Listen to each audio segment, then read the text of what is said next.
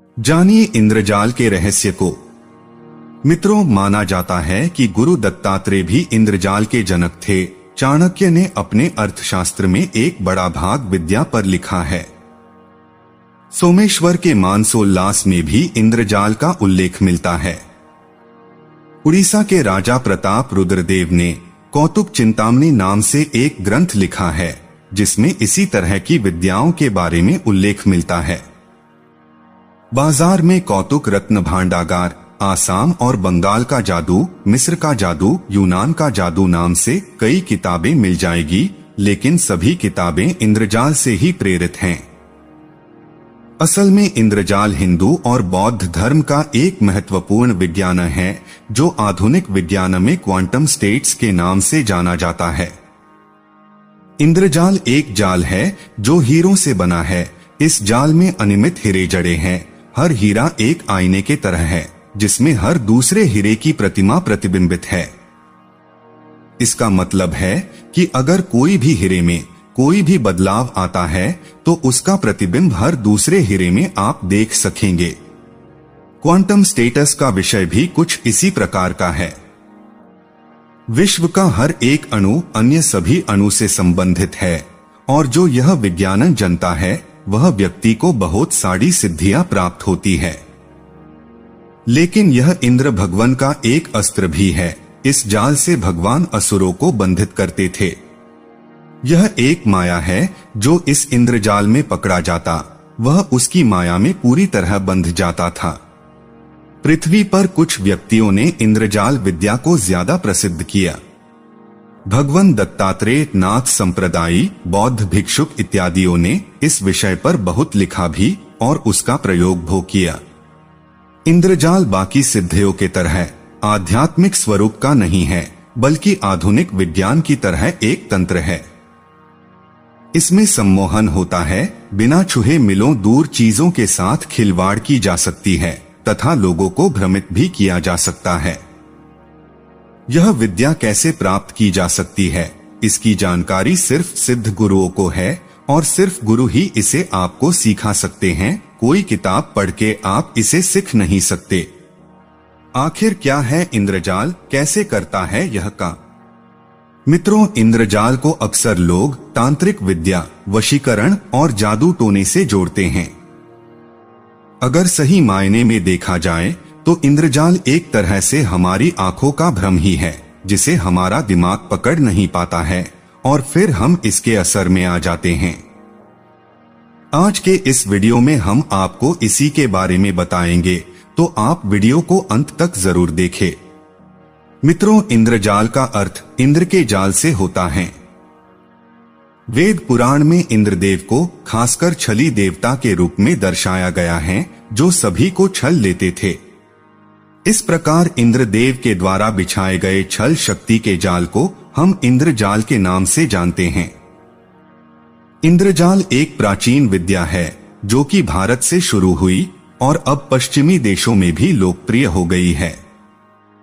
इंद्रजाल को जादू विद्या कहना गलत नहीं होगा, हालांकि इस विद्या का गलत इस्तेमाल भी बहुत हुआ है और आज तक भी होता आ रहा है। इंद्रजाल के अंदर मंत्र, तंत्र, मोहन, उच्चाटन, वशीकरण, नाना प्रकार के कौतुक, प्रकाश एवं रंग आदि के प्रयोजनीय वस्तुओं के आश्चर्यजनक खेल, तमाशे आदि कई चीजें आती हैं, परंतु कहाँ जादू का ही सबसे ज्यादा प्रचलन है।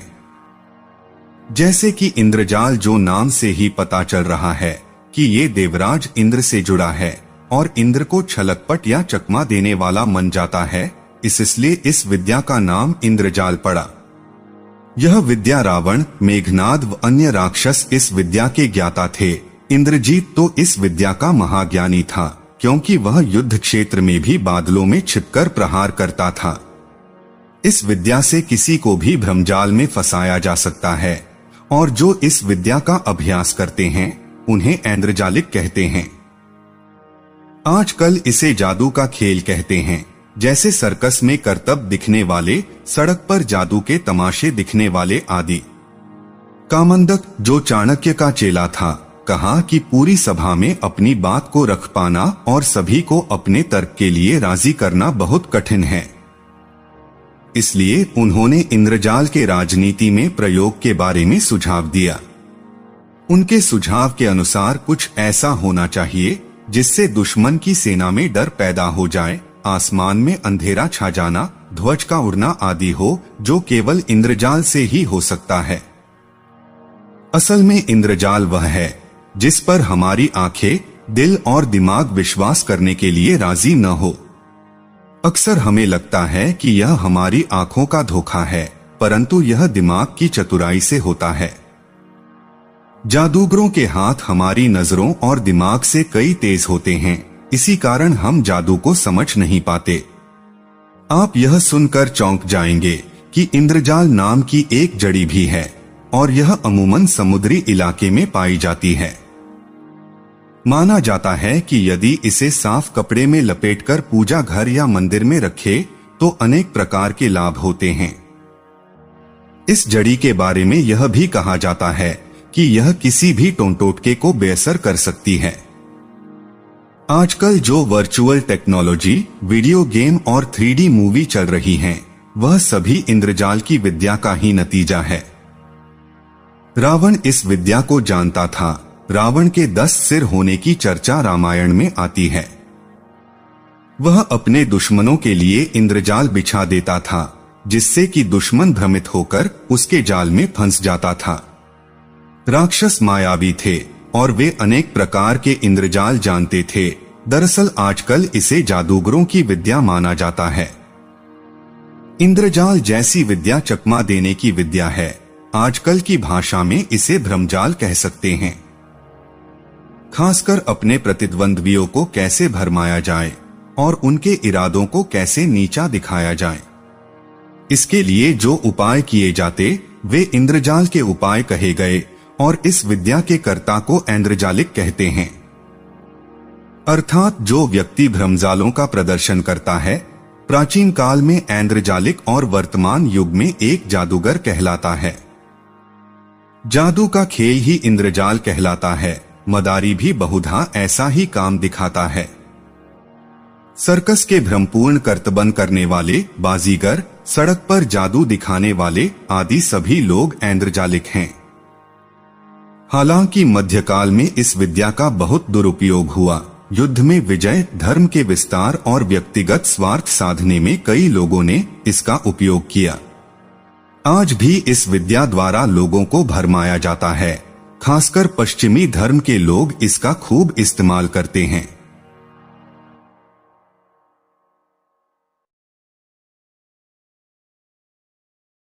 नमस्कार मित्रों, आप सभी का दैविक शक्तियां शॉर्ट चैनल पर एक बार फिर से स्वागत है।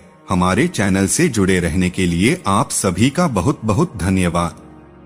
मित्रों, आज के इस वीडियो में हम आपको इंद्रजाल में बताए गए बहुत ही अनोखे प्रयोग के बारे में जानकारी देने वाले हैं। इस वीडियो में हम आप लोगों को बताएंगे कि आप किस तरीके से लोगों को जादू दिखा सकते हैं। आप खुद जादूगर की तरह लोगों को कैसे जादू दिखा सकते हैं। लेकिन इससे पहले हम आपको बता दें कि इस वीडियो में बताए गए सभी प्रयोग बहुत ही सावधानी पूर्वक किया जाना चाहिए, अन्यथा इससे होने वाली हानि का जिम्मेवार आप स्वयं होंगे। तो चलिए बिना देरी किए हुए हम वीडियो को शुरू करते हैं और जानते हैं जादू दिखाने के अद्भुत प्रयोग को। मित्रों, पहला प्रयोग है बबूल का कांटा चबाना या खाना। मित्रों, अपने सर्कस में ऐसे जादूगर को जरूर देखे होंगे जो बाबुल के कांटे को अपने मुंह में रखकर बहुत ही आसानी से चबा लेते हैं और उसको कांटा भी नहीं चुभता। तो चलिए सबसे पहले हम इसके प्रयोग को समझते हैं। मित्रों, इस प्रयोग को करने के लिए सबसे पहले आपको अनारस और द्रोणपुष्पी का पत्ता चबाकर उसका रस मुख में रख लेना है। जब आप इसके रस को मुख में रख लेते हैं और कांटा को लेकर चबाते हैं तो कोई भी कष्ट नहीं हो सकता है। लेकिन इसे सावधानी पूर्वक किया जाना चाहिए। अगर आप इस मैजिक ट्रिक को लोगों को दिखाते हैं तो निश्चित ही देखने वाले लोग भी अचरज में पड़ जाएंगे और इसे जादू समझने लगेंगे। दूसरा प्रयोग है मुंह में आग रखना। अगर कोई व्यक्ति बोले कि आप अपने मुख में आग की लावा रख लो तो आप इसे नहीं रख सकते। लेकिन आपने कहीं न कहीं और कभी न कभी ऐसे जादूगर को जरूर देखे होंगे जो अपने मुख में आग को रख लेता है और गर्म किए हुए जंजीर को भी अपने जवान से टच करता है, फिर भी उसे जादूगर को कुछ नहीं होता। आप यह सोच रहे होंगे कि आखिर यह कैसे होता है, तो चलिए आपको बताते हैं। इस प्रयोग को करने के लिए कुलंजन, अकरकरा और नौसादर मुंह में डालकर खूब चबावे और गर्म पानी से कुल्ला कर ले। इससे कूला करने के बाद जब आप अपने मुंह में आग रखने से वह कभी असर नहीं कर सकती। तीसरा प्रयोग है खुद आग का जलना। मित्रों, इस जादू का भी जादूगर अधिक से अधिक स्तर पर प्रयोग करते हैं, जैसे बिना कुछ किए ही आग जला देना, स्वतः चिंगारी निकलना। इस जादू को करने के लिए हाथी और ऊंट की लीद लेकर उसे जब वह जल जाए तो उसमें मधु मिलाकर अपने पास रखे। जब भी आपको खेल करना हो तो आप उसे हवा में रख दे। जब आप उसे हवा में रखेंगे तो उसमें से चिंगारी निकलने लगेगी। चौथा प्रयोग है शीशी आग से भरी दिखाई देना। मित्रों, इस जादू को सीखने के बाद आप लोगों को साधारण शीशी को आग से भारी शीशी की रूप में दिखा सकते हैं। कांच का बोतल होते हुए भी वह आग का दिखाई देगा।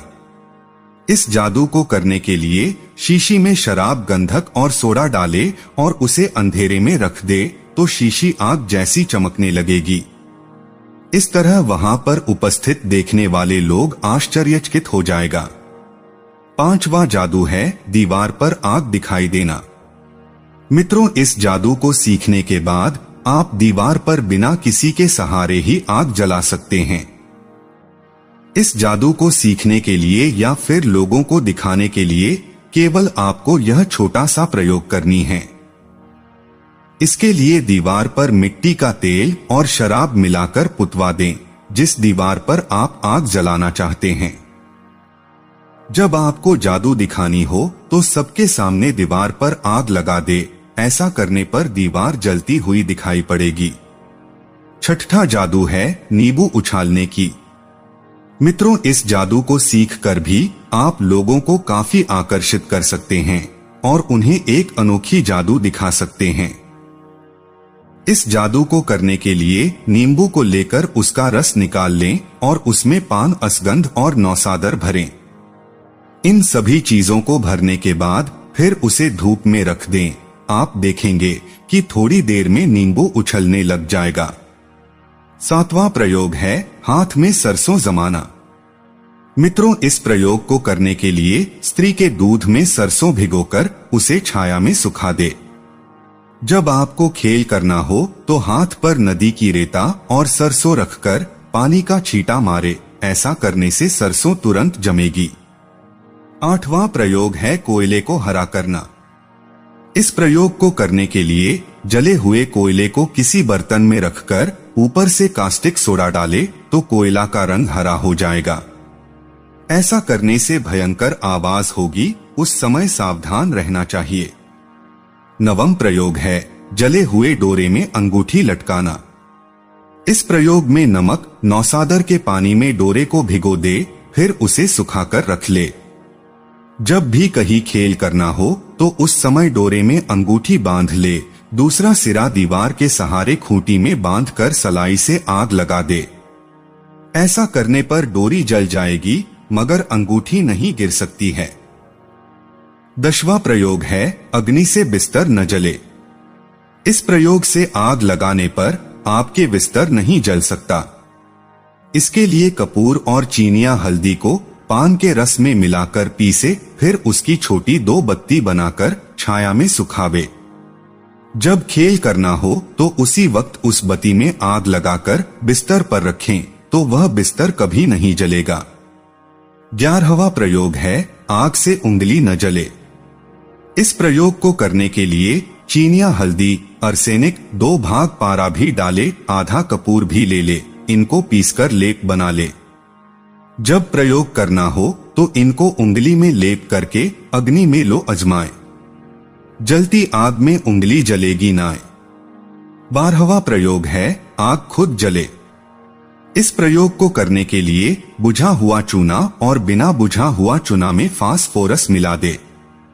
इसको किसी कपड़े में रखकर कांसे के बर्तन में रख दे और इस पर ऊपर से पानी छिड़के तो अपने ही आप आग लग जाता है।